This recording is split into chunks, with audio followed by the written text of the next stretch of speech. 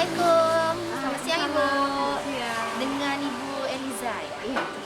Nah Ibu lagi ngapain ini Bu? Ini anaknya Lagi habis sibuk sholat. kan? Iya, kecapeannya dulu nanti dikasih bahan. Jadi karena kita capek nanti di dalam kan panas, habis olahraga juga di sini. Oh, habis olahraga. Iya.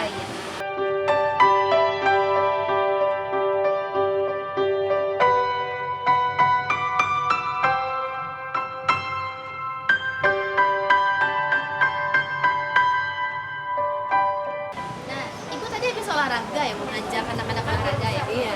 Di mana itu Bu olahraganya? Di apa? Di Taman Lupa Bung Hatta ada di lapangan. Oh, di dekat lapangan Bung Hatta ya. Berarti Ibu sekalian ngajar olahraga juga berarti Iya. ya? Jadi kan pagi setiap hari Kamis ini kan olahraga jadwalnya pagi. Pas setelah itu pulang istirahat. Tadi pas istirahat anak nih karena panas kita bawa aja di sini. Mungkin apa PR-nya biar cepat. Nah, Nah Ibu, kita pengen tahu nih sedikit tentang Ibu gitu kan. Kita akan ngulik sedikit profil tentang Ibu nih. Kalau boleh tahu emang dasarnya pendidikan Ibu dulu, latar belakangnya pendidikan LB ya Bu ya? Iya. Iya. Apa Ibu dasar Ibu menginginkan memilih jurusan itu? Karena kan banyak kan, tidak semua orang mau memilih jurusan itu. Sebenarnya gimana ya kalau kita nih bukan pilih memilih kan, karena mungkin tahap keinginan dulu tuh enggak ada juga lah.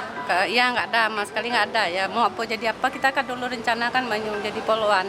Karena badan tuh gak rendah sedikit, jadi enggak bisa di waktu itu duduk di jalan atau di depan apa tuh datang teman, lagi apa nih, dia bicara, oh dia di SKP udah sekolah, kata, gimana seperti itu, gitu, di bla bla bla bla, cerita seperti itu kan. Oh ya gimana caranya, ditanya biayanya gini, oh bagus juga deh, kata. Nah cobalah dia dari teman itulah kita bisa terbuka pikiran sampai di SKPLB pertama sekalinya ambil D2. Iya D2 waktu itu. Nah itu setelah kita ambil honor di sini kita lanjutkan pada S1. Udah tahun 2010. Sudah berapa lama Ibu ngajar di sini? Dari tahun 2016. Dari tahun 2016 berarti sudah 6 tahunan lebih ya Bu ya? Iya, udah lama. Itu sampai sekarang status Ibu masih Honor honorer? masih. Sudah 6 tahun masih honorer? Iya masih. Nah Ibu, menjadi guru bagi anak-anak luar biasa ini atau anak-anak yang berkebutuhan khusus ini pasti memerlukan kemampuan yang khusus ya Bu, khususnya itu seperti kesabaran atau keikhlasan gitu ya Bu ya. Nah menurut Ibu sendiri itu bagaimana Bu untuk menjadi seorang guru LB ini? Ya kita nih istilahnya kalau kita prinsip ngajar kita tuh memasukkan jiwa anak kepada kita gitu. Jiwa anak kita masukkan, bukan jiwa kita masuk anak, bukan itu aja. Jadi untuk mengenal anak itu misalnya kita kita pertama ini anak yang nggak mau belajar sama sekali, ini anak ini terbilang nggak apalah, susah nih anak paling nggak bisa menulis apa, dia mau tuh duduk nggak mau semua. Anak ini si Yayang katanya yang pertama sekali ini dia nggak mau duduk pun nggak mau, temannya ditunjuk semuanya pertama sekali nakal lah, tergolong nakal. Alhamdulillah sekarang ada perubahannya, banyak sekali perubahan. Sekarang dia sudah bisa jadi pemimpin, sudah bisa mengarahkan temannya, sudah mau semangat, sampai PR-nya banyak-banyak diminta sama kita. Tadi contohnya tadi kalau kita tidak periksa dikejar kita tadi, dikejar tuh sampai tadi ada dikejar-kejarnya supaya diperiksa PR-nya sekarang ini. Ya terpaksa sini lagi karena udah capek kan. Bu PR-nya lagi, Bu PR kemana kita dikejarnya memeriksa PR-nya, minta PR satu lagi katanya. Jadi kita nggak bisa lari kalau dia kasih PR, nggak satu tuh 8, kok tambah PR lagi aja. 3 dia ngajar tadi itu. Sudah sedang makan tadi, Bu PR, ya tunggulah sebentar ibu lapar, PR nanti berdiri dia sini. Terpaksa gitu ini.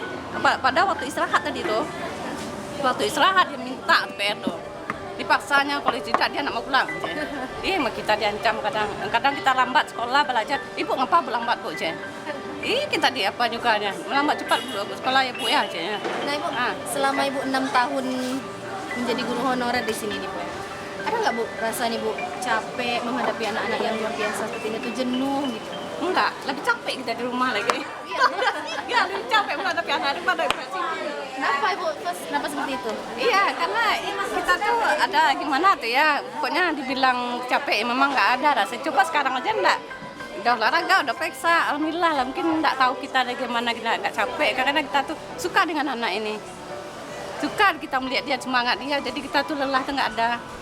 Karena semangat dia semangat, jadi kita semangat, jadi lelah itu hilang karena semangat. Jadi dia loyo, kita nggak maksudnya karena dia tuh semangat, jadi kita terbangkit. Bukan kita yang menyemangati, dia menyemangati kita, itu yang mungkin kita nggak capek itu hilang. Iya itu. Nah, selama 6 tahun ini nih Bu, apa kendala yang paling besar yang pernah Ibu hadapi dalam mengajar anak-anak yang luar biasa ini?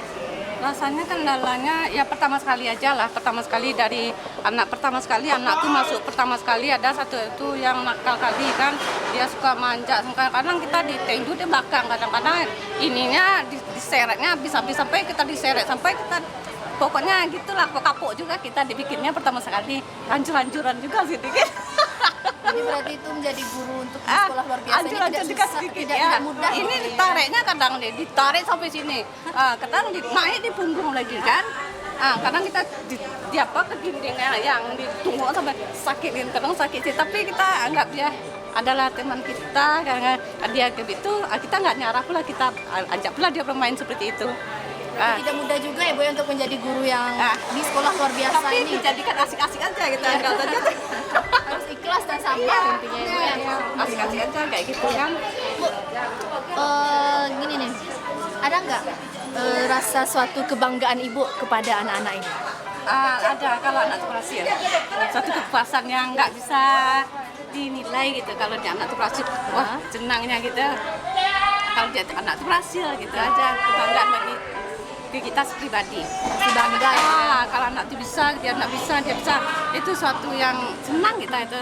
Jadi itu termasuk motivasi bagi kita bahasa anak nih mampu gitu. Anak nih bisa.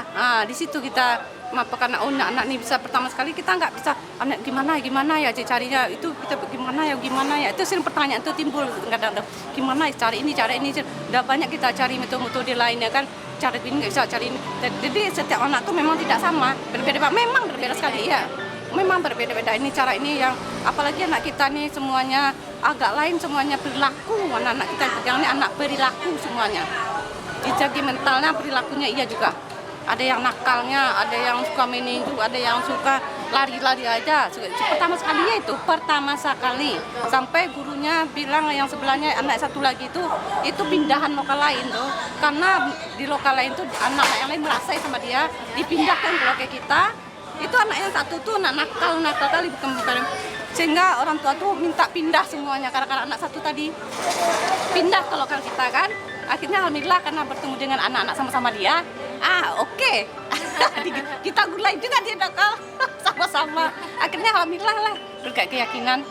Nah Bu, di sini kan ini ada berbagai macam tuna gitu ya sebutannya Bu ya. Itu cara menghadapinya tentu berbeda-beda. Iya sama, semuanya berbeda-beda walaupun sama tuna kita semua memang berbeda, ini anaknya unik gitu. Nggak bisa sama dia, walaupun ini anak tuna kita, anak kita pernah juga mengada anak-anak tunarungu, pernah juga bahasa anak tunarungu ada nggak berbeda, anak pas pernah dari yang kecil besar sama satu, jadi satu anak tuh memang berbeda-beda, tidak sama.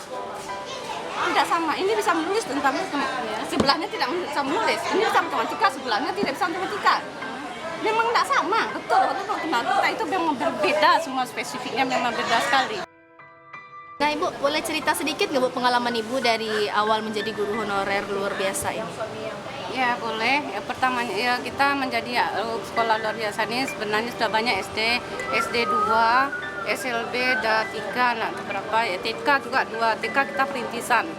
Kita sudah pernah merintis 2 TK perintisan 2 kali itu di Pasaman perintisan TK, yang di Pariaman asrama YPLB Nan Sabaris itu lama juga kita di asramanya.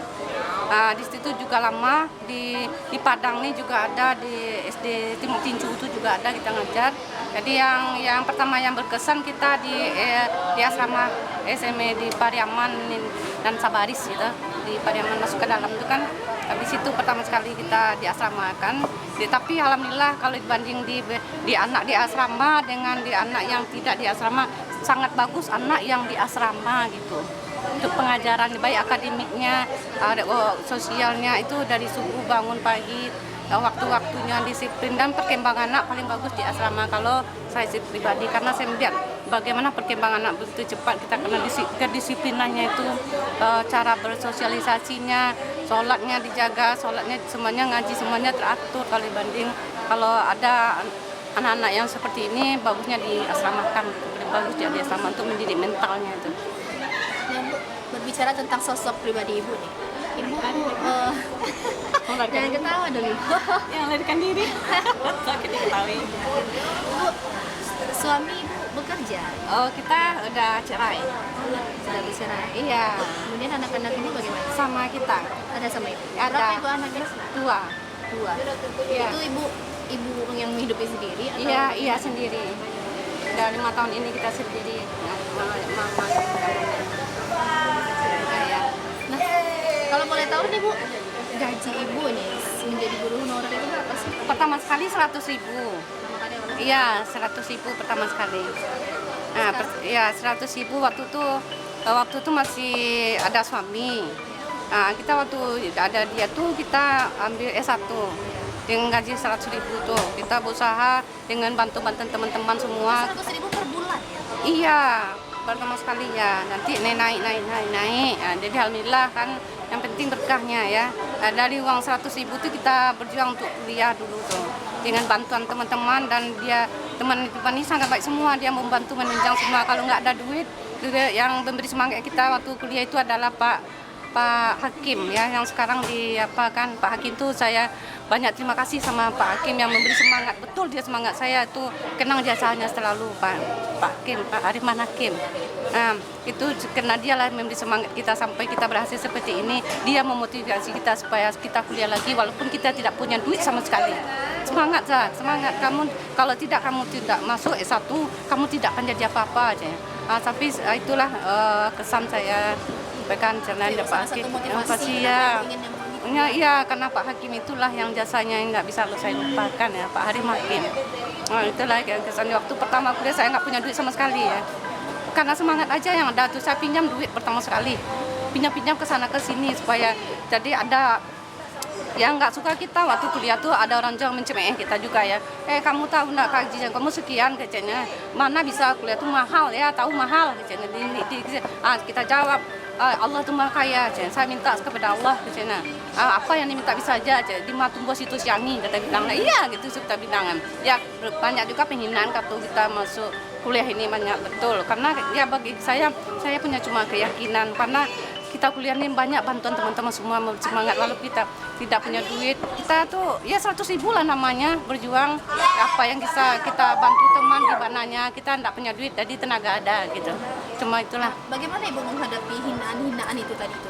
Ya hinaan itu istilahnya memang waktu itu sangat sakit sekali kan waktu itu ya mama pedih juga ya kita hinaan tapi kita ya Allah itu aja ya Allah coba kita bisa ya Allah aja yang kita pikir ya Allah kita nggak bisa bicara karena ya Allah aja bisa kita bicarakan ya Allah itu aja apa yang kita sebutkan nggak bisa kita sebutkan ya Allah itu aja ya Allah kita pun nggak bisa bermimpi macam-macam ya nggak bisa mimpi kita pikir jadi S1 aja nggak terbayangkan walau kita sudah menjadi S1 kita nggak bayangkan itu apakah bisa ini ya Allah apakah bisa ini ya perkataan itu mesti tetap ada sampai terakhir kita wisuda itu sampai terakhir kita nilai kita ya lumayan juga ya 3,6 waktu itu sebenarnya ya bagus juga ya termasuk nilai begitu semangat ya tidak semangat juga itu tuh kan ya Allah gitu ya kita coba nggak bisa doa apa-apa kan ya Allah aja gitu karena nggak bisa nyampe kata-kata itu ya Allah Kalau aja. sekarang kalau itu kan dulu ya Bu awalnya Ibu honorer dulu gajinya per bulan kan hanya 100.000. Iya. Kalau sekarang itu berapa? Sekarang gajinya 8. Nah, Ibu menghidupi berapa orang anak? 2. Ada 2 anak. Kita dapat stikasi. Anak yang pertama umur berapa Ibu? Apa? Anak yang pertama umur berapa? Anak pertama sekarang umurnya di SMTN di kuliah di pesantren Al-Falah. Pesantren dia sekarang. Yang kedua umurnya 13, yang kedua 25. Itu Ibu yang membiayai semua? Iya, kuliahnya aja dia kuliah di Mercu Bakti, di kesehatan. Iya kuliahnya. Sekarang semester terakhir dia masuk sekarang biayanya kemarin tanya 10 juta untuk semester sekarang ini. Gimana Ibu perasaan Ibu menjadi guru honorer hanya dengan Mencukupikah gaji yang Kalau segitu? dikali-kali ya, kalau dikali-kali enggak. Jangan ya untuk kuliah, untuk makan itu susah karena kita pinjam sama kelas sekolah tuh. Untuk sekarang aja ongkos nggak ada, kemarin kita pinjamnya, Bu, pinjamkan 5.000 ya Bu ya untuk kelas pulang. Gimana besoknya? Kemana besoknya gimana nggak tahu lah. Pokoknya sekarang selamat aku pulang dulu. Itu demi anak-anak ya Bu ya? Hah? Anak-anak di sini. Iya kita bilang Bu, pinjam dulu 10.000. Kalau 10.000 bisa balik lagi, kalau nggak boleh balik lagi besok-besok Bu. Benar. Tadi itu ada dompetnya juga ada 10.000. Buat makan buat makan nanti akan dia pikirkan nanti ada aja tuh makanannya aja. Ada beras nggak Sa? Nggak ada. Luar biasa Ibu ini sangat semangatnya sangat memotivasi banyak orang ini Bu. Enggak, ya kita tuh nggak pikir, pokoknya ya rezeki itu ada aja, kita berusaha, kita yakin aja seperti itu. Kadang-kadang ya kemarin tuh 1.000 rupiah pun nggak ada itu. Ibu tuh yang mau kasih duit tante. Bu Devi tuh. Iya. Bu Devi, minta duit aku pulang nggak ada dia aja, gaji belum terima. Ada masuk 3 bulan nggak terima kan? Iya. Iya. Berarti itu gajinya yang 800.000 itu tidak rutin per bulan ya Bu? Anda. Tidak. Nah, kadang-kadang ya sekali saya kasih ya. Sekarang belum lagi jadi mari besok terima. Sekarang aja di dompet ada 10.000. Yang penting bersyukur dan semangat ya Bu ya. Ya pokoknya ya gitulah kalau dikaji nggak masuk di pikiran ya, tapi gimana ini Bu Devi ini yang paling baik juga nih, guru yang paling baik tuh. Bu Devi itu sangat baik, guru-guru di sini sangat baik semua. Dia ya itulah bilang oke, semuanya guru di sini di Perwari ini sangat baik. Apa harapan Ibu untuk pemerintah nih mengenai status Ibu menjadi guru honorer yang sudah sekian tahun nih? Bagaimana harapan Ibu? Enggak, kita enggak punya ambisi lagi rasanya. Kita apa yang terbaik hari ini itu aku lakukan karena umurnya enggak tahu besok atau sekarang yang akan hidup. Pokoknya hari ini yang kita pikirkan tuh hari ini gimana yang terbaiknya. Jadi kita enggak pikir jangka panjang, apalagi namanya vaksin ini kan yang istilahnya orang tuh seperti mati ketakutan aja, mati nyawanya besok atau besok aja. Mas nampaknya kan orang ini seperti ketakutan semua nampaknya di vaksin ini karena ya gimana lagi kita nggak apa ya kita yang takdirkan dengan Allah kan, jadi itulah mati kecemasan nampaknya ya. Kadang nggak tahu pula kita gimana ceritanya lagi, kita nggak punya bagaimana besoknya kita nggak pikir ke sana lagi, yang penting bagaimana hari ini. Itu aja bikin kita nggak pikir panjang sekali ini. Bagaimana hari ini terbaik aja. Dari pagi bangun kita misalnya bangun jam 4, coba sholat tahajud, kita pergi ke masjid, habis itu yang kita lakukan cuma lagi masjid, nanti tiba di sekolah ini kita sholat duha, habis sholat baca yasin sambil main. Jadi gitu aja yang kita lakukan. Jadi kemana-kemananya kita pikir panjang bagaimana Allah memberikan rezeki kita besar ini, bagaimana anak kita jadi apa enggak ada kita pikirkannya. Pokoknya bagaimana hari ini kita lakukan yang akan terbaik. Kita coba mudah-mudahan Allah ya itu aja, kita udah pasrah kok, hidup udah pasrah karena udah lelah sekali untuk berjuang hidup. Nah kalau pesan Ibu nih untuk guru-guru honorer yang lainnya, bagaimana Ibu menyemangati mereka? Ya istilahnya namanya ya honor nih kan ya susah ya, gajinya sekian, apalagi sekarang ya banyak pengangguran, udah sekolah gini-gini, tapi istilahnya nasib itu di tangan kita semua. Hanya kita minta kepada Allah berikan yang terbaik berikan yang terbaik. Itu aja kita pesankan, jangan putus asa. Karena ya istilahnya jangan putus asa aja lah, semangat aja terus, jangan lupa ya itu aja, semangat aja lah, jangan putus asa karena ya hidup kita ini kan cuma sementara, ya hidupnya cuma sementara, jangan susah kali-kali, itu aja. Ya hidup cuma sementara kan, ngapa kok susah kali berpikir. Sekarang apa yang tugas kamu sebagai orang, misalnya dia sebagai anak, bagaimana pengabdianmu sebagai orang tua, sebagai ya itu kita sebagai orang tua, bagaimana pengabdian kita sama sekolah, pribadi kita, bagaimana pengabdian kita sekolah, bagaimana tanggung jawab kepada anak, bagaimana ini itu aja kita pikir segala guru honor, misalnya segala kita sebagai orang kita guru honor, bagaimana kita karena yang istilahnya rezeki ini ya tergantung, kalau walaupun gajinya sekecil tapi rahmatnya itu yang kita pikirkan. Walaupun gajinya 100.000 itu kalau ada rahmat, bukan 100.000 ini yang Allah berikan, 100.000 ini dari belakang slotnya banyak, misalnya dari 100.000 ada teman-teman yang menolong, mungkin jumlahnya hampir 500.000 karena kita ada 100, kemarin contoh kita kuliah 100.000, mengapa kita bisa kita tanya sama teman berapa selama 2 tahun ini, kalau 30 juta, dari mana saya dapat 30 juta? Saya gaji 100.000. Nah itu, jadi banyak, nggak bukan gaji yang kita pikirkan. Ada kadang-kadang hidup nih kita pikir ada cara, bukan duit. Hidup di cara yang kita pakai lagi. Cara, bukan duit yang diutamakan. Cara gimana orang tuh bisa kita sampai dengan orang tuh sampai. Nah itu. Pandemi ini kita bisa kembali seperti biasa. Mungkin ya Allah Tuhan, itu adalah rahmat pula bagi kita ya. Senang juga kita kalau sudah kembali kepada yang pertama sekali, anak ini ramai, nyaman lagi. Sekarang kan orang tuh gimana dia, kita bilang penuh dengan kecemasan, takut anaknya COVID, takut jangan disuntik di tengah jalan gitu kan. Jadi takut anaknya luar biasa disuntik, jadi anaknya ini nggak tahu apa-apa, sakit-sakit nanti gimana. Jadi itulah kendalanya orang tua ini, takut ke sekolah kadang-kadang, takut di stop di tengah jalan, disuntik lah gitu kan. Anaknya seperti itu, jadi takuti dia mana. Jadi nggak tahu sakitnya tadi yang jerit aja, tapi yang sakit nggak tahu kan. Itu juga karena seandainya terjadi hal seperti itu, kalau kecuali anak tuh baik-baik aja nggak apa-apa kan. Jadi itu makanya anaknya sedikit-sedikit seperti ini, dia rasa takut tuh ada dia nampaknya. Nah, jadi pemirsa, itu tadi sedikit perbincangan kita tentang sosok dari Ibu Eliza selaku guru SLB Perwari ini. Nah, jadi banyak pesan yang bisa kita ambil dari ibu ini, yaitu meskipun udah berstatus guru honorer ya dengan gaji yang mungkin bisa dibilang tidak mencukupi kan, ya tidak mencukupi, benar. Cukup-cukupi aja. Dicukupi gitu. Tetapi semangat beliau ini untuk tetap mengajar anak-anak yang luar biasa ini bisa memotivasi kita semua agar tetap selalu semangat meskipun dalam keadaan apapun. Semua hikmah dalam perjalanan hidup ini harus kita petik yang positifnya gitu ya, Bu.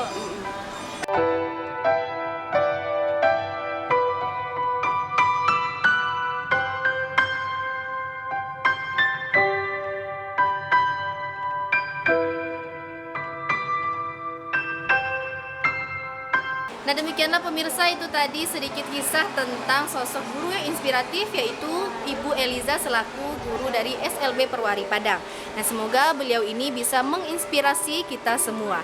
Nah, pemirsa tetap saksikan Sentuhan Hati hanya di Padang TV setiap hari Kamis pukul 20 waktu Indonesia Barat. Saya Alifi Alimin beserta kru yang bertugas pamit undur diri. Assalamualaikum warahmatullahi wabarakatuh.